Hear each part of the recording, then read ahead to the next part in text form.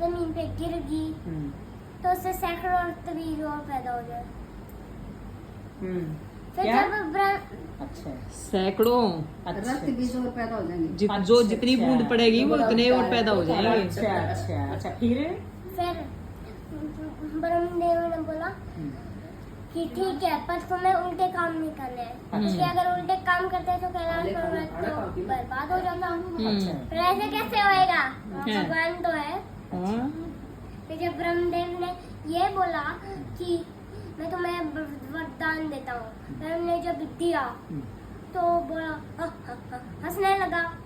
तो जब वो देवी देवताओं के पास गया, उनसे युद्ध करने लगा, उनको कहाँ पता था कि उसके रक्त की बूंदों से सैकड़ों रक्त बीज पैदा हो जाएंगे। फिर जब उस पे हमला करने लगे तो हमला करके तो खून आने लग जाते हैं।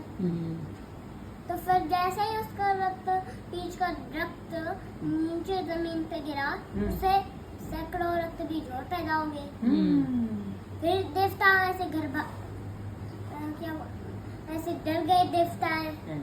फिर वो सीधा गए महादेव और गणेश जी और माँ पार्वती के पास, और उनके पीछे पीछे भी रक्त बीज भागा हुआ आया। फिर जैसे ही देवताओं ने माँ पार्वती से बोला कि मैं हमारी मदद करो, रक्त बीज माँ पार्वती को माँ पार्वती के ऊपर देखकर मोहित हो गया। मोहित कर तुम क्या कर। अच्छा आप बोलो तो।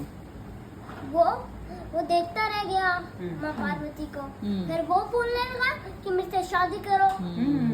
फिर माँ पार्वती को गुस्सा आया, वो माँ पार्वती शेराली माँ मरेंगी। जैसे ही माँ पार्वती ने त्रिशूल मारा, उस रक्त की बूंदों से और रक्त बीज पैदा हो गए। फिर उनको और गुस्सा आया, उनकी आंखें लाल हो गई और फिर वो काली माँ बन गई। फिर काली माँ बन के उसने क्या किया? रक्त बीज को सर काट के, इससे पहले रक्त बीज का बूंद जमीन पे गिरे रक्त, उससे पहले उसको अपने अंदर ले लिया, पी लिया। वो इकट्ठा कर लिया उसमें ना, खप्पर लेके और कटार लेके खप्पर में भर लिया और उस सारे रक्त को अपने अंदर पी लिया। हाँ, फिर जब और बहुत सारे और रक्त बीज पैदा हो रहे थे। हाँ, क्योंकि वो अपने आप को मार मार के और रक्त बीज पैदा कर रहे थे। तो माँ काली ने क्या करा, अपना बहुत बड़ा रूप धारण कर लिया, अपनी 9 देवियाँ बुला ली, अपनी 64 जोगनियाँ बुला ली। फिर जब माँ काली बड़ी होके पूरी बड़ी हो गई, पूरा बड़ा अवतार ले लिया अपना, है ना उसने। वो सब कुछ अपने अंदर ही संभाल लिया। अपने 10 हाथ निकाली और अपने 10 सिर निकाल लिए। फिर सारे माता ने फिर जो 64 जोगनियाँ थी वो रक्त बीज को माँ काली की ओर भेज रही थी कि माँ काली इनका रक्त पान करे, क्योंकि माँ काली तो रक्त पान करेगी, नहीं तो ऐसे रक्त बीज का वध नहीं होगा। बेटा इतनी बड़ी बड़ी कहानी छोटी से बच्चे को कैसे याद रहे? फिर माता ने काली ने वो सारे अपने अंदर संभाल लिया ना। नहीं, फिर जब माँ काली आ करने लगी कि आओ रक्त बीज मेरे मुंह में आओ, और बिना रक्त दिए माँ काली ने रक्त बीज को खा लिया। फिर जो उनका रक्त बीज था वो घबरा गया कि ये तो हमारा भक्षण कर रही है। फिर वो सारे भागने लगे और फिर माँ काली इनको भागने नहीं दे रही थी और रक्त पीती गई। वो सारा रक्त पी लिया और फिर उनके मुंह पे हाथों पे इतना रक्त पीती गई। लेखना बता। अरे रुको हाँ सही बोले बता। नहीं बेटा सही बात है। फिर लास्ट में क्या हुआ? फिर जब रक्त बीज का संहार हो गया तो सारे देवी देवता बोलने लगे जय हो माँ काली, जय हो माँ काली, क्योंकि माँ काली ने तो रक्त बीज का संहार कर दिया। फिर माँ काली और गुस्सा आने लगी, उनके पेट में ज्वालामुखी को आने लगी।